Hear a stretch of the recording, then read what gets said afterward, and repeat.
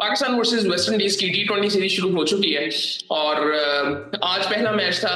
किसी हद तक कह सकते हैं कि पाकिस्तान काफी कंफर्टेबली ये मैच जीत गया है। अब उसमें काफी चीजें थी। मतलब मुझे लगता है कि पाकिस्तान इससे भी बेहतर बैटिंग कर सकता था जिस तरह पाकिस्तान ने बैटिंग की।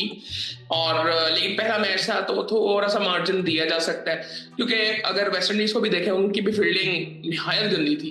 पाकिस्तान ने भी एक दो कैचेस छोड़े, फील्डिंग एक दो दफा खराब हुई, लेकिन ओवरऑल अगर देखें तो वेस्ट इंडीज की फील्डिंग बहुत ही गंदी थी। और उसके बाद बैटिंग की अगर बात करें तो मैं मुझे पता नहीं क्या कहना चाहिए कि पाकिस्तान ने बॉलिंग अच्छी की या वेस्ट इंडीज ने बैटिंग अच्छी नहीं की, क्योंकि उनका भी 10 ओवरों में 60 तकरीबन था और पाकिस्तान भी बीच में स्लो हो रहा था, लेकिन पाकिस्तान ने एक अच्छा टोटल सेट कर दिया था। लेकिन काफी चेंजेस फिर भी थे। मैं टीम की सिर्फ बात नहीं कर रहा, मैं जिस तरह से खेलना था वो इंटेंट मुझे हर जगह पे नजर नहीं आया। वो रोल काफी डिफरेंट नजर आया, हारिस नीचे आया। सो खैर उस बारे में बात करते हैं। स्कोर कार्ड वाले आपको बताऊं तो पाकिस्तान ने पहले बैटिंग की। टॉस जो है वो वेस्ट इंडीज जीता और फील्डिंग का फैसला किया उन्होंने। साहिब फरहान भी आज खेल रहे थे, साइम अयूब भी खेल रहे थे, फहद जमान भी खेल रहे थे और हारिस भी खेल रहे थे। मोहम्मद हारिस की मैं बात कर रहा हूँ। सो ये चारों खेल रहे थे, लेकिन हारिस ने काफी नीचे बैटिंग की और एक बॉल उन्होंने खेला और उस पर छक्का लगाया उन्होंने। साहिब फरहान ने 14 रन बनाए, साइम अयूब ने आज 57 रन बनाए। काफी लंबी उन्होंने बैटिंग की। शुरू में स्लो भी खेलते रहे, बाद में उन्होंने मतलब एक क्या कहते हैं, बीच में हम स्लो हुए। उसके बाद 10-11 ओवरों में तकरीबन हमारा 100 हो चुका हुआ था। 57 रन उसने बनाया 38 बॉलों में, अच्छी बैटिंग की। फखर जमान ने 28 रन बनाए 24 बॉलों में, बट 24 बॉलों में 28 रन बनाए, 116 का strike rate.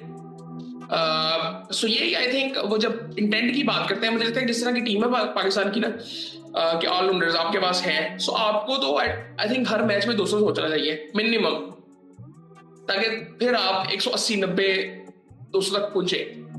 So I think पहले तो ये अप्रोच होना चाहिए। और दूसरा मुझे लग रहा है कि पाकिस्तान को बॉलिंग की तरफ सीरियसली देखना पड़ेगा कि पाकिस्तान की क्या बॉलिंग लाइनअप हो सकती है। उसकी तो कोई सेंस ही नहीं बनी थी, कुछ प्लेयर्स है नहीं, कुछ बैठे हुए हैं, कुछ समझ नहीं आ रहा था अभी। लेकिन आई थिंक मैं ये बात करूंगा इसमें ना, यहाँ पे हमें कुछ चीजें समझने की जरूरत है। एज ए पाकिस्तानी मुझे इन चीजों की आदत नहीं है, और किसी पाकिस्तानी को इन चीजों की आदत नहीं है जिस तरह से पिछले कुछ टाइम से पाकिस्तान टीम चल रही है। मैं पाकिस्तान टीम की बात कर रहा हूँ, मैं मैनेजमेंट साइड की बात नहीं कर रहा हूँ। वो तो उस तरह से चल रही है जिस तरह चलती रहती है। वो क्या थी, अब ये पॉजिटिव है नेगेटिव है अभी कुछ नहीं कह सकते। उसकी एक वजह मैं आपको बताता हूँ। इस तरह से गोरे टीमें अपने प्लेयर्स को लेके चलती हैं जिस तरह से इस वक्त माइक हैसन लेके चल रहे हैं पाकिस्तान टीम। जिस तरह से प्लेयर्स को चांस दिया जा रहा है, हम किसी लॉजिक के बगैर कई दफा बिठा दिया जाता है। उनके नजरिए से शायद कोई लॉजिक ऐसा हो जो कि हमें नहीं पता, जिस तरह वो सलमान मिर्जा नहीं है। सो इस तरह से कुछ चीजें हुई हैं।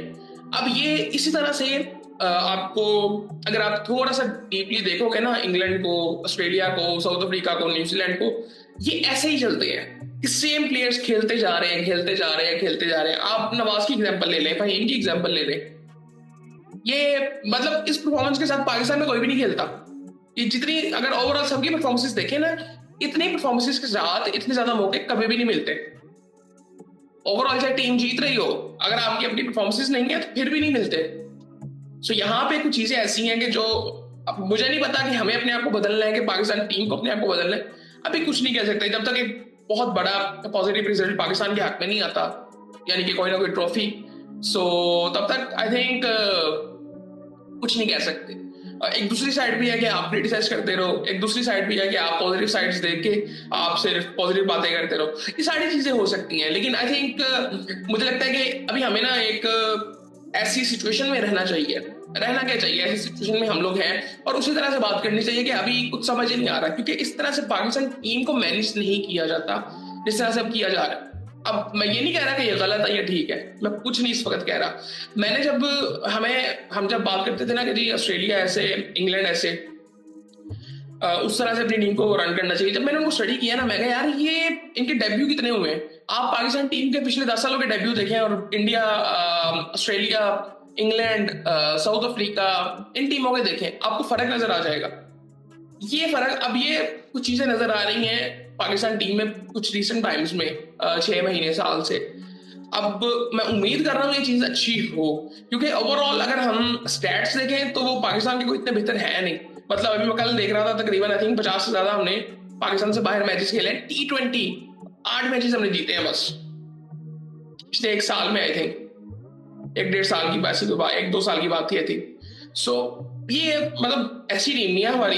इवन वनडे में हमारे जो स्टैट्स हैं, टेस्ट में जो हमारे स्टैट्स हैं इस वक्त, सो आई थिंक टेस्ट की काफी बात होनी चाहिए। मुझे लगता है कि इस दफा जो आई थिंक वो 2 टीयर भी बना रही है आईसीसी, आई थिंक उसमें ना बायस नजर आती है, उसमें भी हायर बात करेंगे, वो दूसरी तरफ बात चली जाएगी।